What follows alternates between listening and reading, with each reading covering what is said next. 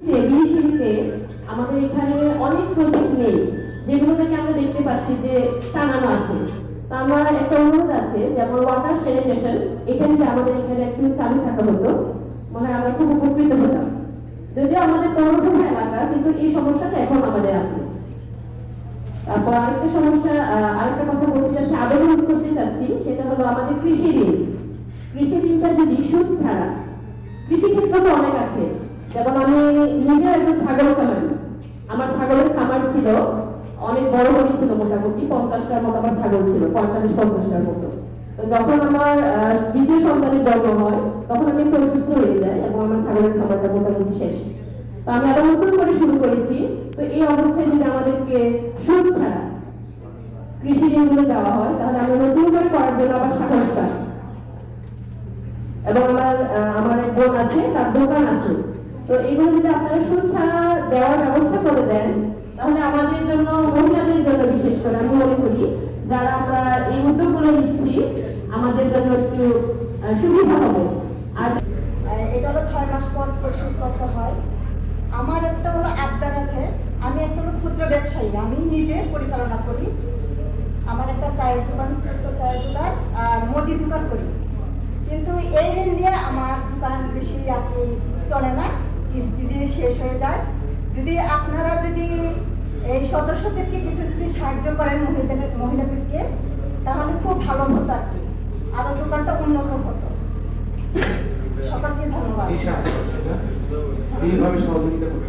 যদি আপনারা যে সংস্থা, ডিএসকে সংস্থা থেকে যদি কিছু টাকা দিয়ে সাহায্য করা হয়, তাহলে আরো দোকানে আরো মাল তুলতে পারতাম আর কি। আপনার ঋণ চালানোর সক্ষমতা বা ক্ষমতা কতটুকু, সেটা তো আপনার যদি লাখ ছাড়া হতো আর কি, আর ভালো। আচ্ছা, অথবা স্বল্প ব্যবসার জন্য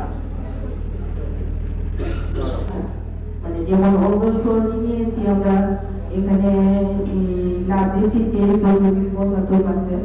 ওটা যদি একটু কমানো যায়, এবং আমাদের যে সঞ্চয় আছে ওখানে পাচ্ছি আমরা হচ্ছে 6.25%, ওটা যদি আরেকটু বাড়ানো যায়, এবং আমরা যে স্বাস্থ্য সেবা আপনাদের কাছ থেকে পাচ্ছি, যেমন বড় ধরনের অসুস্থ হলে 12,000 টাকা হলে স্বাস্থ্য সেবা আমরা পাচ্ছি, ওটা যদি পারি 15,000 টাকা করা যায়, যদি কোনো অপারেশনের ক্ষেত্রে, মানে সব বিষয়ে না। আবার যেমন দেখা গেছে এখানে অনেক বড় একজন রুগী 50-60 হাজার টাকা খরচ হয়ে গেছে, 40,000 টাকা খরচ হয়ে গেছে, ওই ব্যক্তিকে যদি 15,000 টাকা দেওয়া যায় আর কি, এরকম প্রস্তাবটা আমি রাখতে চাচ্ছি। আর এমনিতে তো আমরা ডিএসকে যে স্বাস্থ্য কেন্দ্র আছে, ওখানে 20 টাকা বলে এমবিবিএস ডাক্তার দেখাচ্ছি, আর ডাক্তার উনি খুবই ভালো চিকিৎসা করেন, একেবারে নিরাশ। এতক্ষণ আমরা একটা প্রাণবন্ত আলোচনা শুনলাম। এটাতে আমাদের অনেক কিছুই বিষয়ে চলে আসছে, যেগুলি হয়তো আমরা ভবিষ্যতে বিবেচনায় রাখার চেষ্টা করব। আর এখানে আমাদের প্রধান অতিথি মহোদয় আছেন, তিনি নিশ্চয়ই আমাদের উদ্দেশ্যে একটা দিক নির্দেশনামূলক এমআরআই পক্ষ থেকে তিনি আমাদেরকে বলবেন, সেগুলি আমরা মনোযোগ দিয়ে শুনব। একটা বিষয় হলো যে মানে এই ধরনের অনুষ্ঠানে বা এই ধরনের যে একটা অনুষ্ঠান এখানে আজকে হয়ে যাচ্ছে, এটা খুবই গুরুত্বপূর্ণ। কারণ আমরা যারা ক্ষুদ্র ঋণ প্রতিষ্ঠানে কাজ করি, আমাদের যাদের সাথে আমরা কাজ করি, দেশের পিছিয়ে পড়া মানুষ, তাদের প্রতি আমাদের জবাবদিহিতাটা খুবই গুরুত্বপূর্ণ। এবং সেটার জন্য আগে এই ধরনের এমআরআই ছিল না, ওনারাই বলেছেন 2006 সাল থেকে এটা চালু হয়েছে, প্রতিষ্ঠিত হয়েছে।